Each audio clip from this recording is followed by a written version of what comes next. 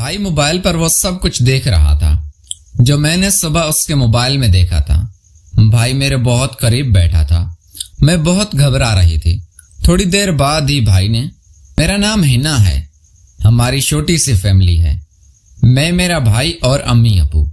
ابو کی نوکری کچھ خاص نہیں ہے، اس لیے ہم چھوٹے سے گاؤں میں رہتے ہیں اور ہمارے گھر میں 2 ہی کمرے ہیں، ایک میں ابو اور امی سوتے ہیں اور ایک میں اور میرا بھائی۔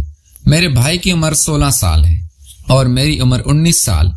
ہوا کچھ یوں کہ ایک رات بھائی جب کمرے میں آیا تو اس کی آنکھیں لال ہو رہی تھی۔ میں پہلے تو حیران ہوئی کہ اچانک سے میرے بھائی کو کیا ہو گیا ہے۔ جب میں نے اچانک سے میرے بھائی کو کیا ہوگا جب میں نے پوچھا تو بھائی نے کہا کہ میرے دوست کے پاس کالی گھوڑی ہے، اس کا دودھ پی کر آیا ہوں۔ یہ سن کر میں بہت حیران ہو گئی، لیکن میں نے اس کو کچھ نہیں کہا اور ہم سونے کے لیے لیٹ گئے۔ بھائی بہت ہی چھوٹا تھا، اس لیے مجھے اس کو اپنے ساتھ سلانے پر کوئی مسئلہ نہیں تھا۔ اس طرح تقریباً روز ہی میرا بھائی اس وقت میرے پاس سونے کے لیے آتا تھا جس وقت میں بس سونے ہی والی ہوتی تھی۔ پہل تو میں نے اس بات کو بالکل دھیان نہیں دیا کہ وہ کالی گھوڑی کا دودھ کیوں پیتا ہے اور اپنے بھائی کو اپنے پاس سلاتی رہی۔ مگر پھر کچھ دنوں کے بعد مجھے اپنے بھائی میں عجیب سے بدلاؤ محسوس ہونے لگے تھے۔ مجھے لگتا تھا کہ جیسا میرا بھائی مجھے ہر وقت بہت غور سے دیکھتا ہے، اور صرف رات ہی نہیں، میں دن میں بھی بھائی میرے آگے پیچھے گھومنے لگا تھا۔ میں جہاں جاتی میرے پیچھے ہی ہوتا تھا۔ میں کچن میں کام کر رہی ہوتی تو میرا بھائی بھی کچن میں ہی میرے پاس آ کر بیٹھ جاتا۔ بھائی اب اسکول سے بھی بہت چھٹیاں کرنے لگ گیا تھا اور یہ بہت غلط بات بھی تھی۔ میں نے کہا اس طرح تمہاری پڑھائی کا بہت زیادہ نقصان ہو جائے گا اور جو ابو کا خواب ہے تمہیں ڈاکٹر بنانے کا وہ بھی پورا نہیں ہو پائے گا۔ تم اب اپنی چھٹیوں والی غلط روٹین ختم کر دو اور دوبارہ سے اسکول جانا شروع کر دو۔ تو میرا بھائی میری بات سن کر لڑائی والے انداز میں مجھ سے اسکول کے گھر بیٹھ کر پڑھائی کر لیتا ہوں اور مجھے زیادہ یہ کوشش کریں گی کہ میں گھر سے باہر رہوں گا۔ مجھے حیرت ہو رہی تھی کیونکہ وہ اپنی عادت اور روٹین سے ہٹ کر سارے کام کر رہا تھا، جبکہ وہ پہلے ایسا نہیں تھا۔ وہ اپنی پڑھائی کو لے کر بہت زیادہ سیریس تھا اور دن رات اپنی پڑھائی کے لیے بہت محنت کرتا تھا اور اپنی کلاس میں سب سے اچھا بچہ تھا۔ ایسا کیا ہو گیا تھا کہ وہ دن رات میرے سر پر سوار رہنے لگا تھا۔ صرف اتنا ہی نہیں، میں نے محسوس کیا تھا وہ گھر بیٹھے مجھ پر ہی نظر رکھتا تھا اور اس کی نظریں مجھے اندر تک اترتی محسوس ہوتی تھی، وہ جیسے مجھے اندر تک چھان بین کرنا چاہتا ہو۔ اس لیے یہ حیرت مجھے پریشان کر رہی تھی۔ اور پھر جو کام اس نے رات کو شروع کیا ہوا تھا اب مجھے بھی گھبراہٹ ہونے لگی تھی۔ اس کو تو اس سے آنکھیں لال ہوئی رہتی تھی اور عجیب طبیعت کا لگتا تھا اور اس کی آنکھوں میں کچھ الگ ہی محسوس ہونے لگا تھا اور یہ بات مجھے بہت پریشان کرنے لگی تھی۔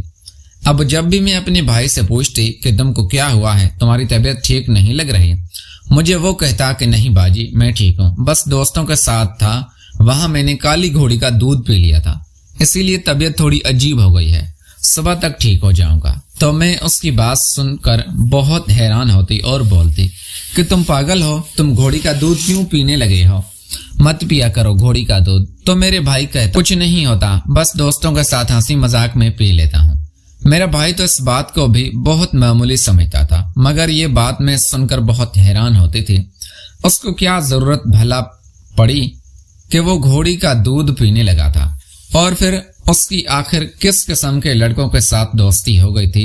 بھائی اب بڑا ہو رہا تھا اور میں اس کو کسی بھی بات کے لیے ٹوکتی تو وہ برا مانتے ہوئے مجھ سے لڑائی کرنے لگتا تھا، اس لیے میں اس کو زیادہ کچھ نہیں کہتی تھی۔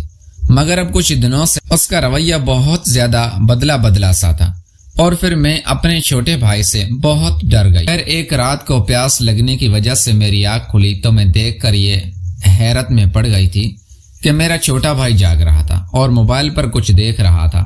موبائل سے میں تھوڑی دیر عجیب طرح کی آوازیں سنائی دی، یہ سب دیکھتی اور سنتی رہی۔ بھائی ساتھ ساتھ مجھے بھی گھور کر دیکھ رہا تھا۔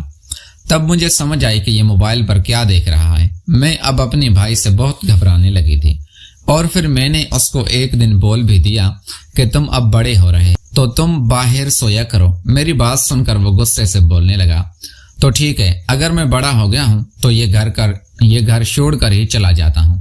پھر آپ کو میری طرف سے کوئی پریشانی نہیں ہوگی۔ اپنے چھوٹے بھائی کے منہ سے یہ باتیں سن کر میں گھبرا گئی تھی۔ میں نے کہا اگر تم کو میرے ساتھ ہی سونا ہے اور میرے ساتھ ہی رہنا ہے تو ویسے تم رہو، میں تم کو کچھ نہیں بولوں، بس یہ گھر چھوڑنے کی بات مت کرنا۔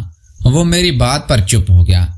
ایک دن بھائی گھر سے باہر گیا ہوا تھا اور اس کا موبائل گھر پر پڑا ہوا تھا۔ میں نے موقع دیکھ کر موبائل اٹھا لیا، اس میں سے وہ سب کچھ دیکھنے لگے۔